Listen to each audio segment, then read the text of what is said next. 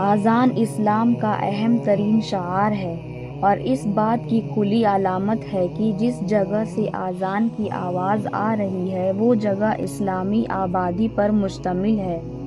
حضرت صلی اللہ علیہ وسلم نے اسلامی لشکر کو ہدایت کر رکھی تھی کہ جس بستی پر حملہ کا ارادہ ہو، اگر وہاں سے اذان کی آواز آنے لگے تو اس پر حملہ روک لیا جائے اور قتل و قتال سے پوری طرح اجتناب کیا جائے۔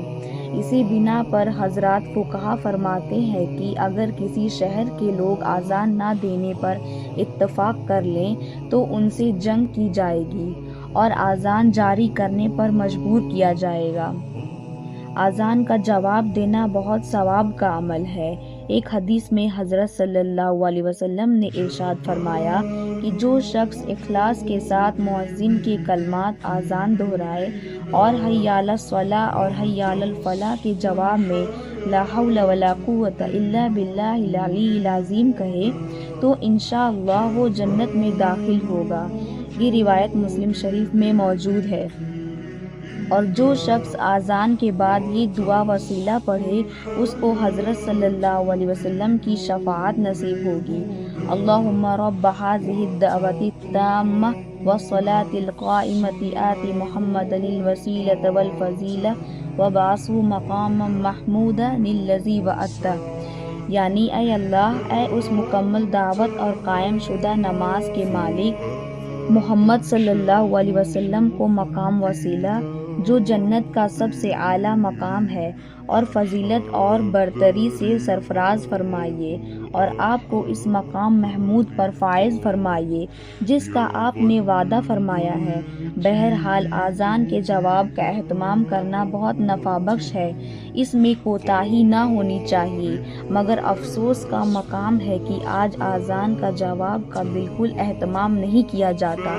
اذان ہوتی رہتی ہے اور لوگ اپنی باتوں میں اور دیگر مشغولیات میں مصروف رہتے ہیں اور جواب دینے اور بعد میں دعا پڑھنے کی فکر نہیں کی جاتی۔ حضرت صلی اللہ علیہ وسلم کا ارشاد ہے کہ یہ بڑے ظلم کی بات ہے کہ آدمی مؤذن کی اذان سن کر اس کا جواب نہ دے۔ اذان کے دوران جو دعا مانگی جاتی ہے وہ بارگاہ خداوندی سے رد نہیں ہوتی۔ حضرت سہل بن سعد رضی اللہ عنہ فرماتے ہیں کہ حضرت صلی اللہ علیہ وسلم نے ارشاد فرمایا کہ دو اوقات ایسے ہیں ان میں بہت کم کسی کی دعا رد ہوتی ہے، نمبر 1 اذان کے وقت کی دعا، نمبر 2 میدان کارزار میں عین جنگ کے وقت کی دعا۔ اور ایک دوسری روایت میں ہے کہ ان دو اوقات میں آسمان سے قبولیت کے دروازے کھول دیے جاتے ہیں۔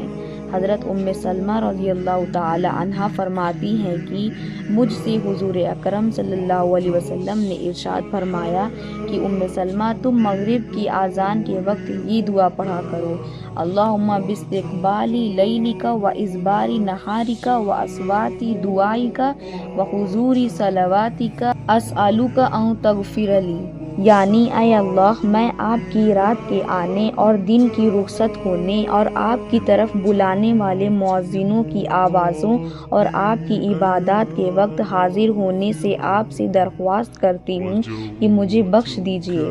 نیز اذان کے فوراً بعد کا وقت بھی قبولیت کا ہے۔ ایک حدیث میں ہے کہ مؤذن کی اذان کا جواب دو، پھر جو مانگو گے تمہیں عطا ہوگا۔